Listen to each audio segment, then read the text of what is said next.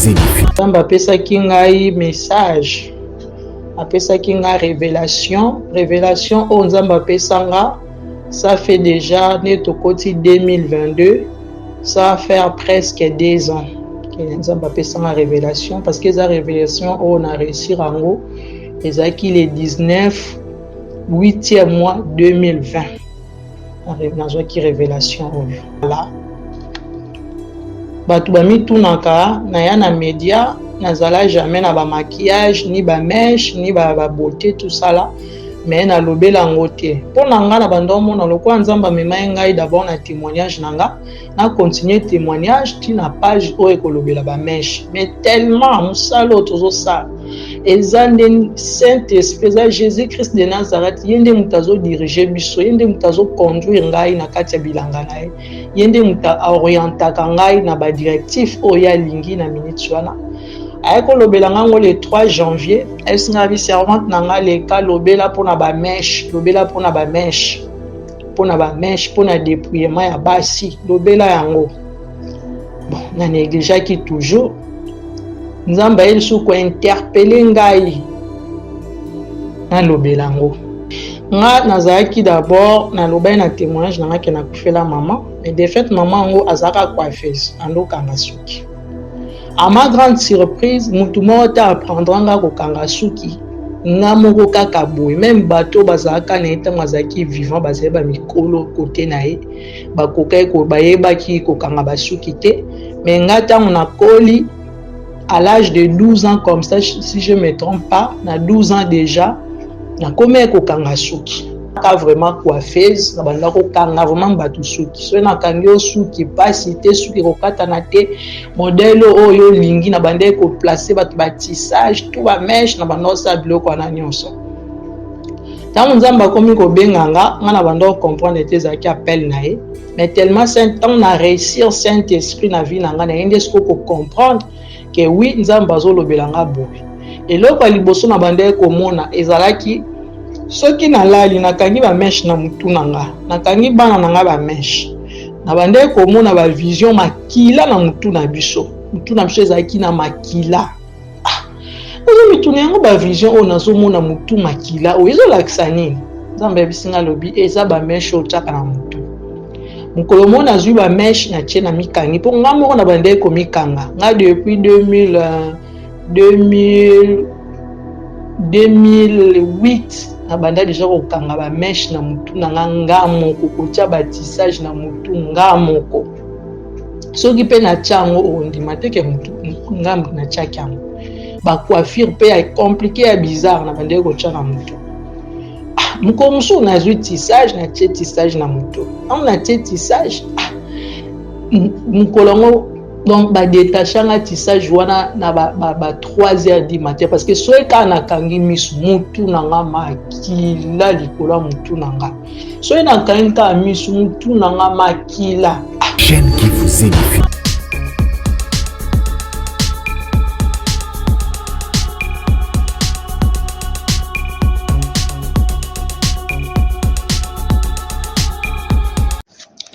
Shalom, shalom, peuple de Dieu. C'est votre sœur Gladys Mambimbi. Tobondela, totika momo na maboko ya Nzambe tobondeli. Seigneur, tu es na liboso ya trône na yo kopesa yo merci Jésus. Jésus topesi yo merci kokotisa biso na mbula ya sika pe o permettre naleka encore devant peuple na yo mpona koédifier bango na message oyo pesa ngai. Saint-Esprit zala na centre ya nyonso, épargne biso oyo nyonso to eza ya moyini oyo nyonso ezoconfesse kombo ya Jésus-Christ de Nazareth te ezala ni les sans effet au nom puissant de Jésus-Christ de Nazareth.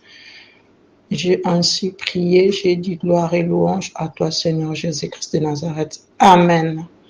Amen.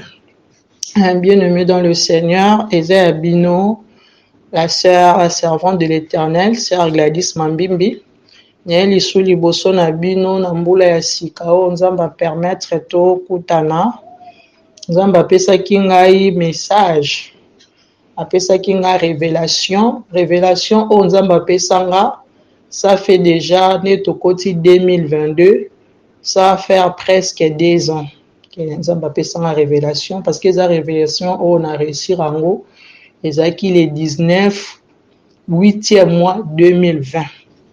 Dans qui révélation. Et ça révélation, ils ont l'obéla pour na ba mèche, pour na dépouillement. Tellement musala auto sala, eza ngati mtu na michana za servante nzambe, eza nzambe mutachanga na za servante na ye. Jésus Christ muta dirigera ngai.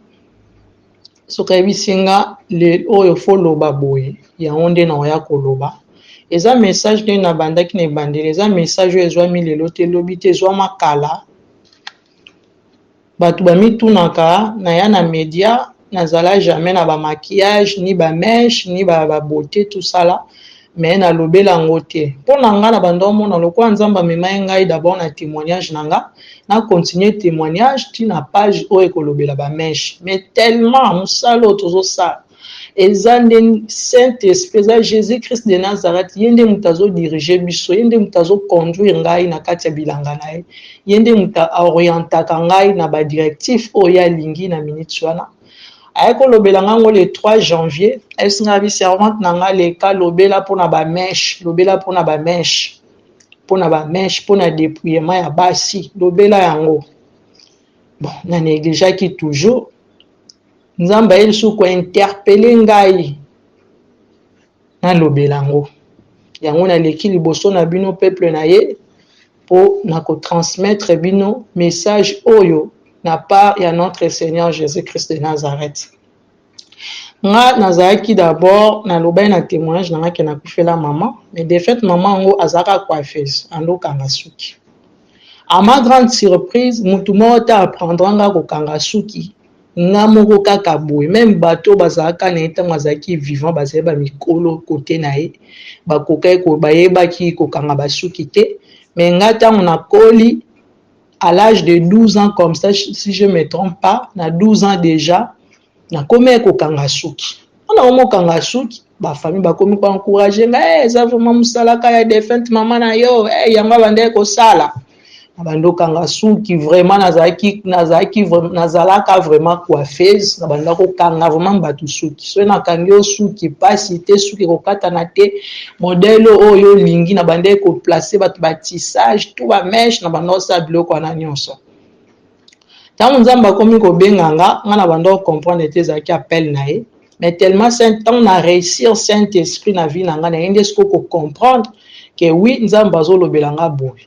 Et loko liboso na bande komona ezalaki soki nalali nakangi ba mèche na mutu nanga, nakangi bana nanga ba mèche na bande komona ba vision makila na mutu na biso ezalaki na makila. Ozo mitu yango ba vision o nazomona mutu makila o ezolakisa nini? Nzambe bisinga lobi eza ba mèche o tshaka na mutu. Mukolo mona zwi ba mèche na tshena mikangi po nga moko na bande komikanga nga depuis 2008 na banda déjà kokanga ba mèche na mutu na nga moko kotia batissage na mutu nga moko soki pe na tchango ondima te ke mutu nga na tchakango ba coiffure pe ya compliqué ya bizarre na banda kotia na mutu muko musu na zwi tissage na tissage na mutu na tissage mukolongo. Donc, ba détachanga tissage wana na ba 3h du matin parce que soe ka na kangi misu mutu nanga makila likolo mutu nanga. Soe na kangi ka misu mutu nanga makila. Mutu nanga makila bona lamuki na lamusi. Mobile nanga na se pardon longola nga ba tissage akatanga ba tissage na butu to soit to tumbango. Na comprendre na bi oyo eza message on nzamba zolobelanga. Natika kotia ba mèche na mutu nanga na ye kotika kotia ba mèche na mutu nanga ezaki na fin 2019 na ye kotika kotia ba mèche na mutu natiki kotia ba mèche na mutu mais na fin 2019 wana avant natiki kotia ba mèche na mutu nzamba tindanga na mission na ye otangela peuple de Dieu surtout ba servante nzambe en tout cas moi na nzambe nyonso en général. Natangeli bino un passage biblique oyo, je lis ça au nom de Jésus-Christ. Na otanga 1 Timothée chapitre 2 9 te boyebi yango déjà, 1 Corinthiens chapitre 15 à 5 boyebi, Deutéronome chapitre 22 5 verset 5 boyebi déjà. Nake na proverbe. Nake na proverbe chapitre 31 verset 30. La grâce est trompeuse. Je lis la parole de Dieu, excusez-moi. La grâce est trompeuse et la beauté est vaine. La femme qui craint l'Éternel est celle qui sera louée. Donc, nakenda na mission wana ezaka mission peut-être nazaka na ba mèche ba pantalon ba biloko nyonso ba pari nyonso Jezabel ba maquillage tout ça là. Na sala kango nzambe azalaki kati na nga puissamment parce que tant oza bébé spirituel oza na makamso ozo sala et ezala vraiment puissant mais oza na ba biloko nyonso tout eza be interdit na miso nzambe mais nzambe o permettre ozala ka na ngonano parce que aza nzambe ayebi ko oza na mwana azo bendo pembe na ye tango bando matisa yo makambo bo nzambe na koya en école spirituelle makambo bo nzambe jamais ko oza ka na maternelle non. Makambo bonzambe kande to mata ba classe bien aimé dans le Seigneur kande makambo bonzambe to mataka obandi maternelle ok na primaire ok na secondaire ok na humanité ok na université non makambo bonzambe za bongo école nzambe ba mataka niveau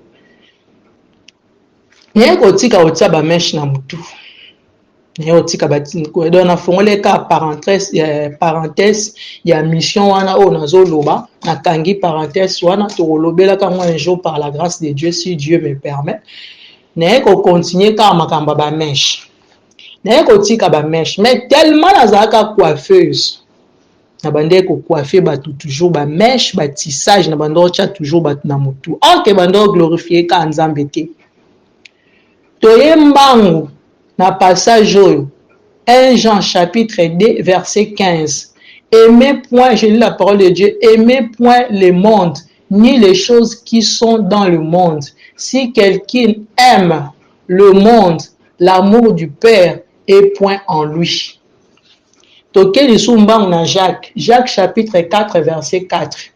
Adultère que vous êtes, ne savez-vous pas que l'amour du monde est amitié contre Dieu?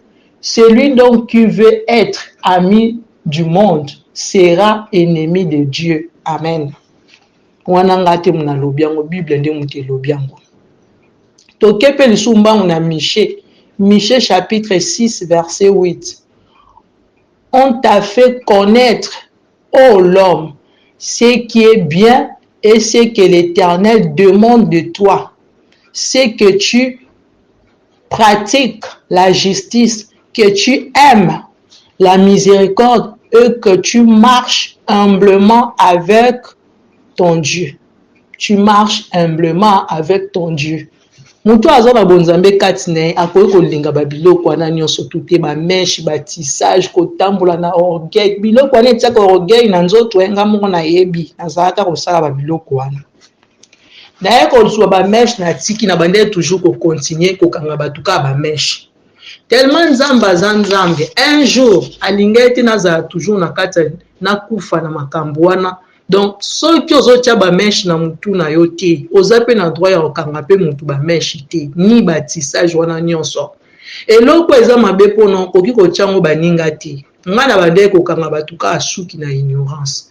Et yo koma mokolo mo nzambe tellement za nzambe zaka na ser moko interpeller nga Gladys yo tiki kotia ba mèche na mutu na mais comment ozotiango ka batu ngana bi na luka ka mbongo tina osani eza musana nga na sala kezo glorifier nzambe te. Nzambe tellement za nzambe ekopesa nga révélation. Na moni nazaki na kati ndako moko nazokanga mutu ba mèche. Tango nazokanga mutu ba mèche na moni ange moko aye mazaki lokwa azalaki na kitambala donc ayaki mwasi na moni mama moko aye abengi nga na bimi na ndako wana. Tango na bimi na ndako wana nazalaki aye abenga biyaka na pusani pembe na ye alongoli kitambala zaki na ngona mutu alobi tala mutu na ngana tali mutu na monika basuki kaka ya simple kako ya maboko ya barabu wana tokanga wana na monyoka na mutu mama na be moni suki o esengeli mwana nzamba za na ngona mutu na ye eza suki oyo. Mais oyo yozo tchabatu na mutu ezo glorifier kombo nzambe na biso te. Nalobi abon abi yaka na landie tozali lokwa na kati ya lupango abimisinga na kati ya lupango wana abimisinga na nzela. Tanga abimisinga na nzela parce que internet eza ngonga mais bato bazana l'œil spirituel, bazana écoute spirituelle et l'œil spirituel pour comprendre vision o nazo loba. Tanga abimisinga na nzela nake kokuta na moni ye a disparaître nga na tikali na nzela nga moko na nzela na te liboso na nga mutu te sima na nga na moni mutu moni tsanga leka akotine na nzela ni do na tikali nga moko na bandi kotambola na nzela tant na bandi kotambola na nzela bien aimé dans le Seigneur bolanda vision au bien bolanda révélation au vision au nzamba pesa ngai eza vision depuis le 19 mois 2020 na bandi kokende na banzo ke natala liboso na nga ngambu na nga ya gauche cimetière bolanda nga malamu liboso na nga matiti à côté na nga nzela pe ezalaki te droite na nga pe nzela ezalaki te siko liboso na nga tango nazo fixe nazo mpo sima na nga nzamba permettre nga lisu te ke na balusa misu na sima na tala makambo na sima donc côté na zo le bebele donc tango déjà renoncer déjà mabe moko za lisu na droit ya erreur te ya kozongela ngo route ya bonzambe ezala pe aller sans retour so okota kati ya bonzambe tikala na Jésus-Christ de Nazareth continue na ye donc yango wana na vision nazaki na permission ti ya kotala na sima makambo nini ebande koleka na localiser kaka liboso na fixer ka regard na nga liboso tango na te liboso na moni omoni ezalaka basoda batele baobatama ndeti guerre baozela bayini oyo baza na nsima sikoyo bakoya nzela liboso na bango mpo baconforte guerre ndenge kaka tomonana na bafilme mpe ndenge na vision makambo bonzambe mpe makambo yango ezalaka namoni basoda yango bongo me batami na sala matiti na spandi na nga cimetière ntango na nzambe biso nga bitala kote wana ntango natali gauche na nga kote ezali cimetière namoni mwana mwasi bolanda nga bien aimé dans le Seigneur na mèche na mutu na moni sikoyo bandoki bazobima donc ba vampire bazobima na kati ya bacimetière na bango baokende kosise mwana mwasi wana makila bazomele makila na mutu bazomele makila na kingo bazomele makila na tu nzambe makambo ozolakisa ngai oyo nani naoki vo elobi nanga po ange nzambe utilisaka bimisa nga na musala ya kokanga bato bameshe na salon de coiffure déjà disparaître na tuni vo elobi nanga elobi omoni bameshe oyo botiaka na mutu eza biloko eza basuki ya bato bakufa eza esprit ya kufa yango wana obandeki komona chaque fois banda otyango makila obandeki komona makila na mutu na yo a expliquer nga bon siko tango na tel koto yo ba monstre ba bimi na cimetière bazolanda mwa mwesa na bazomele makila basangeli azaki na bameshe liboso na nga basoda nakokima wapi natala kabwe tango ka nzamba lobi na nga nakoki voir nzambe lobi na nga ka bon natala côté droite na nga nzamba pandi nzela ndenge nzamba panzaka nzela tango abana Israël nzela mbala moko efungwameli nga na bandi komata beskali na mati premier niveau na mati deuxième na mati na troisième na mati tango na mati bongo na yoki siko nde basoda na siko bazofronte bato bazalaki na nsima na nga bazobeta bango masasi nga na